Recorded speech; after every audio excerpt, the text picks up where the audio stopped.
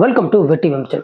Kantara chapter 1 அ legend. இந்த படத்தை பற்றி நாம் சுருக்கமாக சொல்லணும்னா, இந்த மாதிரி படங்களை எல்லாம் தமிழில் எடுத்தால் ஆன்மீகம், அமானுஷ்யம், பில்லி சூன்யம் போன்ற கதைகளை ஒன்றா அடக்கி தமிழில் இந்த மாதிரி ஒரு படத்தை எடுத்தால் இது சங்கி படம், ஆகாத படம், மூடநம்பிக்கையை வளர்க்கக்கூடிய படம் அப்படின்னு சொல்லி கருப்பு சட்டைகளும் நீல சட்டைகளும் வரைஞ்சி கட்டிட்டு வந்து இந்த படத்தை இன்னாரத்துக்கு கழுவி ஊற்றி இருப்பாங்க. ஸோ இந்த படம் கன்னடத்தை எடுத்துறதுனால நிறைய கருப்பு சட்டைகளும் நீல சட்டைகளும் காசை வாங்கிட்டு பெய்டு ப்ரொமோஷன் பண்ணுறதுக்கு உண்டான சான்சஸ் நிறையவே இருக்குது. அதை நம்ம அப்புறம் பேசிப்போம். இப்போ இந்த படம் எப்படி இருக்கு அப்படின்னு கேட்டிங்கன்னா, இந்த படத்தை பற்றி நம்ம சுருக்கமாக சொல்லலாம். காந்தாரா பார்ட் 1 ப்ரீக்வலாக தான் இந்த படம் வந்திருக்கு. அப்படி இருந்தாலுமே இந்த படம் ஃபர்ஸ்ட் ஹாப் வரைக்குமே ரொம்ப போராக இருக்குது. பட் செகண்ட் ஹாப்புக்கு மேலே படம் படு ஜோராக இருக்குது அப்படின்னு நாம் சொல்லலாம்.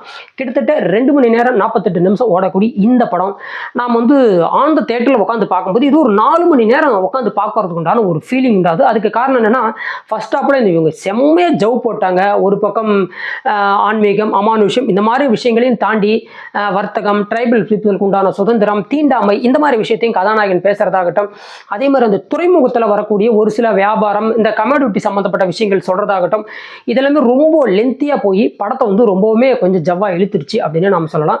பட் அதெல்லாம் கொஞ்சம் கிறிஸ்பன் ஷார்ட்டாக கட் பண்ணி இருந்தால் படம் இன்னும் சூப்பராக வந்திருக்கும். அதையும் தாண்டி செகண்ட் ஹாப்புக்கு மேலே தான் படமே அப்படிங்கிற மாதிரி செகண்ட் ஹாப்லலாம் நிறைய விஷயத்த விட்டு செஞ்சு வச்சிருக்கிறாங்க. மேக்கிங் அப்படின்னு பார்க்க போனால் 125 கோடி, அதுக்குண்டான ஒருத்தான பெஸ்ட்டான மேக்கிங்கு, டெக்னிக்கல் சப்போர்ட்டு படத்துக்கு ஃபுல்லாக கொடுத்துருக்காங்க. ஆக்டிங் ப்ரெசன்ஸ் பொறுத்த மட்டும் ஒரு பக்கம் ருக்மணி வசந்த், இன்னொரு பக்கம் குல்சன் தேவையா, ஜெயராம் அண்ட் ரிஷப் ஷெட்டுன்னு சொல்லி இவங்க 4 பேரோட ஆக்டிங் நீங்களா சின்ன சின்ன நடிகர்கள் கூட இந்த படத்தில் நல்லா ஒழுக்கமாக நடிக்க வச்சு அவங்களுக்கு உண்டான சம்பளத்துக்கு உண்டான வேலையை வாங்கியிருக்காங்க அப்படின்னே நாம் சொல்லலாம். என்னை பொறுத்தவரைக்கும் இந்த காந்தாரா ஃபர்ஸ்ட் பார்ட்டில் கொடுத்தா அந்த ஒரு பெரிய இம்பேக்டை நமக்கு கொடுக்கல அப்படின்னாலுமே கொடுக்குற காசுக்கு மோசம் இல்லாமல் ஒரு சில விஷயங்களை நல்லா எடுத்து வச்சிருக்காங்க அப்படின்னே சொல்லலாம்.